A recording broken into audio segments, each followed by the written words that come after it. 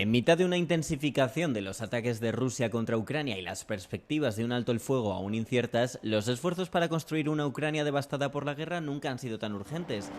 La cuarta edición de la Conferencia sobre la Recuperación de Ucrania ha concluido este viernes en Roma, con más de 10.000 millones de euros comprometidos para la reconstrucción de Ucrania y una promesa renovada de mantener la atención sobre el país. El coste de la reconstrucción de la economía ucraniana ha alcanzado ya los 485.000 millones de euros, casi 3 veces su producción económica prevista para 2024, siendo la vivienda y el transporte los sectores más afectados. Euronews ha hablado con miembros del Banco Mundial que creen que los esfuerzos de recuperación deben ir acompañados por reformas. So we coordinate very closely as the international community to make sure that anything we do on assisting Ukraine or thinking through the reforms is actually aligned with their EU accession agenda.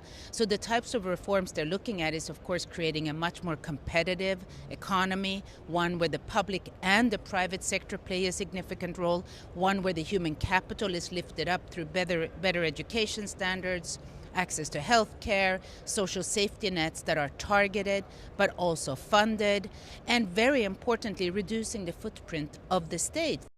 En la actualidad, Ucrania se enfrenta al reto de mantener el compromiso financiero y la movilización de Occidente mientras continúan sus combates contra Rusia. I'm quite upset about the situation with the economy. Although it's very resilient and it has been growing since 2022, business is recovering, there are great government programs to do so. However, we are getting to the point where all the expectations about the length of the war are wrong. So it was expected in all the projections on the macro situation that it's going to be ending in the mid-2025.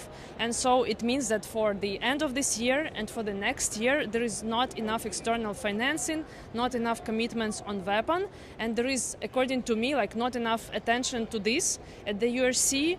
The level of participation at this edition of the URC that has taken place in Rome has been significant. The presence of so many companies and businesses has been one of the main highlights, showing the importance of fostering engagement between the private and public sectors and of keeping Ukraine's reconstruction high on the global agenda.